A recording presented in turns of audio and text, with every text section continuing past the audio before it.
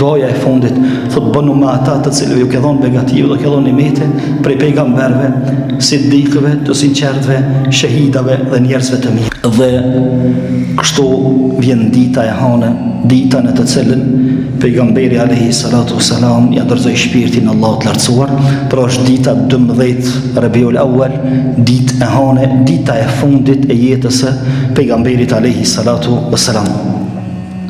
Thot Enesi radhiyallahu anhu, ishim namaz të sabahut, Ebu Bekri imam edhe sahabët të e falë sabahin. Pejgamberi alayhi salatu wasalam dulte dera e cila ka qenë prej dhomës së Aishës për me hyrë xhami, edhe i largoi perdët. Thot edhe e pam që pejgamberi Allahut po buzëqeshte. Ishte i gëzuar, ishte i harreshëm edhe pse i smur. Edhe mendum se u shëru pejgamberi Allahut, edhe tash do të vjen në xhami dhe më fal namazin, thot gati e prishum namazin krejt pe prishum namazin për gëzimit se po kfillet pejgamberi alayhi salatu wasalam. Mirë po thot, na nuk e kuptum që ajo kishte qenë lëm të mira e fundit, po don edhe një herë më na pa se çysh po na lën këtë botë, edhe apo i lën sahabët të rreshtum në safa, çu i ka mësu në namaz, çu i ka mësu duke përcjellë Abu Bekrin, duke u falë mas në imami të vetëm. Ishte ndriti thot drita, fytyra si driti bani, buzëqeshi, ishte më i lehtë, mirë po i lëshoi perdët pejgamberi sallallahu alaihi wasallam dhe u kthy prapë në dhomën e vet, ndërsa ne e vazhduam namazin, ndërsa thot ky ishte namazi i fundit që e ka fal pejgamberi alayhi salatu wasalam, pra namazi i sabahut të ditës së hanë. Pastaj Aisha radhiyallahu anha thot pejgamberi alayhi salatu wasalam ashtu i djersitun me temperaturë në krye, në kokë edhe në trup, ndërsa fytyra ishte skuqur. Thot kishte vendos kryt në prehen, edhe unë po ja fërkoj ballin pejgamberit Allahut sallallahu alaihi wasallam me ujë, më ia zbut temperaturën. Në atë moment thot hyri Abdurrahmani, vllau i Aishës, thot hyri në dhëmë tonë, kish pas misvak në dorë. Edhe pejgamberi alayhi salatu wasallam po ja lëshon syt misvakut, thot e kuptova që po ka qef me përdor misvakun.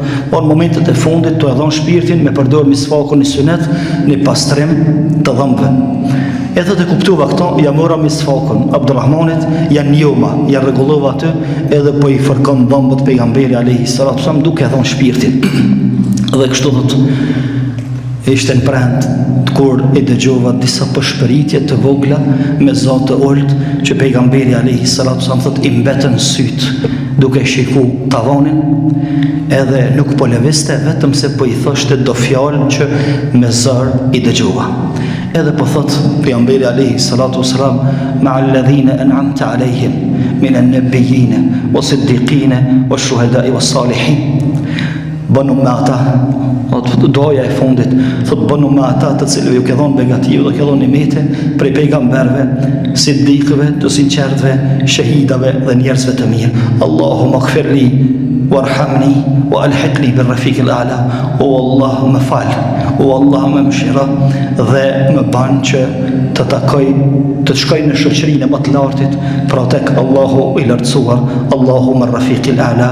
Thot e përsëriti 3 herë këto, o Allah në shoqërinë më të lartë dërgom, te Allah i lartësuar, e përsëriti thot 3 herë, i mbet gishti pejgamberit alayhi salatu wasalam, i mbetën edhe syt duke e shiku lartë, dhe këtu thot edhe frymën e fundit pejgamberi sallallahu alaihi wasallam.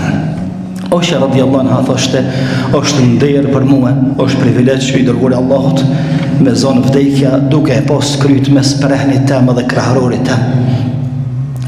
Pastaj u përhap lajmi se vdeq i dërguari Allahut sallallahu alaihi wasallam, pra me 12 Rabiul Awwal në kohën e duhas.